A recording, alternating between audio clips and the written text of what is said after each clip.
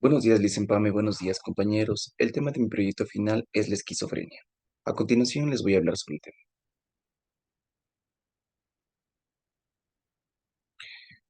Tenemos la tabla de contenidos. Como punto número uno tenemos la introducción. Como el punto número dos tenemos las características principales. En el tres tenemos clasificación de la enfermedad. Cuatro, signos y síntomas. Y cinco, los datos estadísticos que existen de la enfermedad. Como punto número uno, la introducción. Bueno, para empezar dando una breve introducción acerca del tema que escogí es la esquizofrenia. Es una enfermedad que afecta en su totalidad a una persona para poder pensar, sentir o lograr comportarse de manera correcta o normal. Las manifestaciones básicas consisten en una mezcla de signos y síntomas que son característicos dentro de la persona. Como punto número dos tenemos las características. Dentro de las características principales de esta enfermedad, tenemos que el inicio de la esquizofrenia se produce de manera característica durante la adolescencia e incluso en la infancia o al inicio de la edad adulta. Afecta de forma similar a ambos sexos. La esquizofrenia se caracteriza también por los pensamientos o experiencias que se hacen, eh, que hace que las personas padezcan, eh, que están como desconcertadas sobre la realidad que viven ellas mismas, generando hábitos fuera de lo normal. eh, También tienden a hablar solos o tener comportamientos desorganizados. También tenemos que las personas poseedoras de este tipo de enfermedad pueden presentar dificultades en la concentración y también en la memoria. También tenemos que la mayor parte de las personas, de los pacientes, alteran los episodios psicóticos agudos con fases estables de remisión total o parcial. Bueno, más adelante voy a explicar sobre este tipo de fases con más detalle. Como punto número 3 tenemos la clasificación.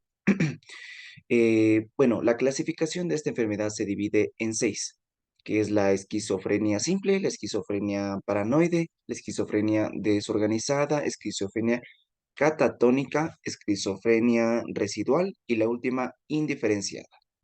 Voy a hablarles sobre la esquizofrenia simple. Esta predomina los síntomas negativos, es decir, presentamos o se presenta apatía y distanciamiento social. En la esquizofrenia paranoide, el paciente presenta delirios, alteraciones del pensamiento y alucinaciones auditivas, es decir, que escucha cosas o percibe cosas que no están ahí, que no son reales. Tenemos como tercero la esquizofrenia desorganizada. Esta nos habla que el paciente tiene un lenguaje y un hablar desorganizado. Eh, Puede ser que tiene una pérdida de relación con las ideas que se están tratando en ese momento con las personas. Ujú. También tenemos que presenta una conducta inadecuada y alteraciones dentro de las emociones. Tenemos también lo que es la esquizofrenia catatónica. Esta afecta a las alteraciones motoras, es decir, a los movimientos. Tenemos que presenta inmovilidad persistente o presenta poca movilidad también de las mismas.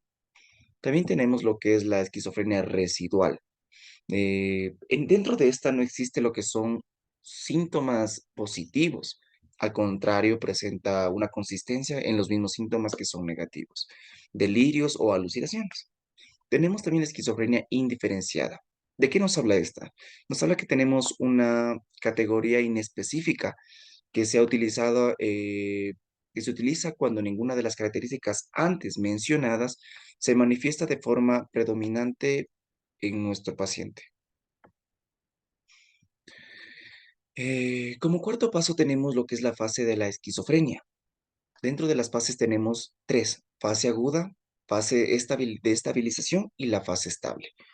La primera, que es la fase aguda, nos dice como dato que durante esta fase los pacientes presentan síntomas psicóticos graves como delirios, alucinaciones y pensamientos que son gravemente desorganizados.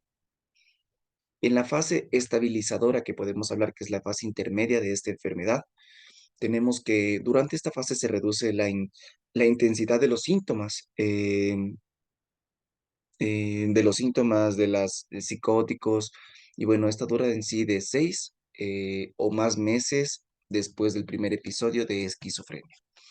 Y dentro de la última fase de esta, que es la fase estable, la final, tenemos que los síntomas se han reflejado de manera brusca, por ello que hay pacientes asintomáticos, es menos grave que la fase aguda, que la primera fase. A continuación tenemos la tercera, que son signos y síntomas. Dentro de los signos y los síntomas, tenemos que la esquizofrenia se caracteriza por síntomas psicóticos que incluyen delirios, alucinaciones ya antes mencionados, pensamientos y lenguaje desorganizados. También tenemos comportamientos extraños y impropios, se puede decir. Pensamientos impropios. Eh, mm, Entre los síntomas de los síntomas psicóticos se incluye una pérdida de contacto con la realidad también. Podemos mencionar que estas se agrupan en cuatro categorías. Tenemos la categoría positiva, la negativa, la desorganización y deterioro cognitivo. Voy a hablarles sobre la positiva. En esta categoría se dividen dos tipos de distorsiones, que son delirios que implican una falsa interpretación o interpretaciones erróneas de experiencias y alucinaciones. ¿Esto qué nos implica? Consta que en oír, ver y sentir cosas que están fuera de lo normal. En la negativa nos indica los síntomas negativos que comportan una disminución o una pérdida de las funciones emocionales y sociales normales.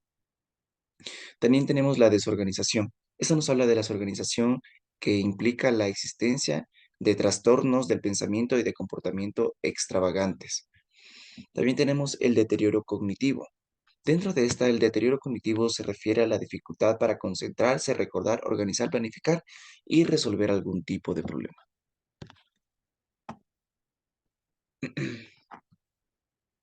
Bueno, como punto número 3 tenemos el tratamiento que existe para esta enfermedad. Dentro del tratamiento se recomienda realizar estudios o ensayos clínicos para comprobar si se posee algún tipo de esta enfermedad. También se considera que en el tratamiento con medicamentos y terapia psicológica se puede ayudar a controlar dicha enfermedad. Bueno, tenemos también lo que es el tratamiento con los medicamentos. Los medicamentos en sí son, en esta etapa, son la base del tratamiento de la esquizofrenia. Los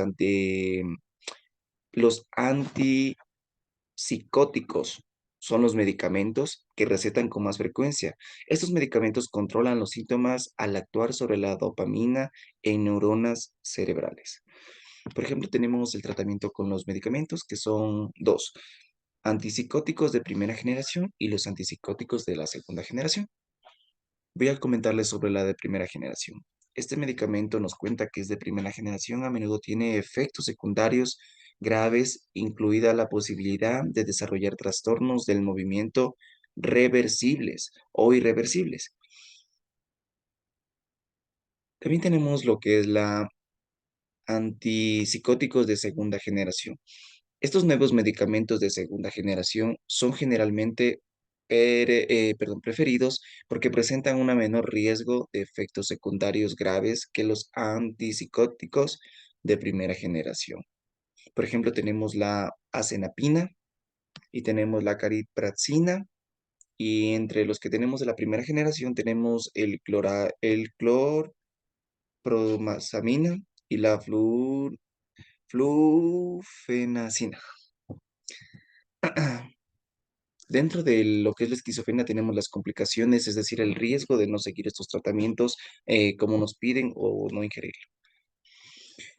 Si el paciente no sigue el procedimiento correcto, puede dar lugar a graves problemas que afecten a todos los ámbitos de la vida. Si no existe control alguno, los pacientes empiezan a perder su vida social, como es el alejamiento de los amigos, de la familia, de la pareja, ya que en estos momentos la esquizofrenia hace que las personas actúen de una manera anormal.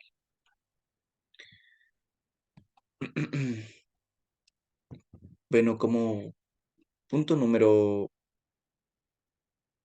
4 tenemos lo que son los datos estadísticos. Dentro de los datos estadísticos encontramos que se han realizado ensayos clínicos de diversas personas al transcurso de los años.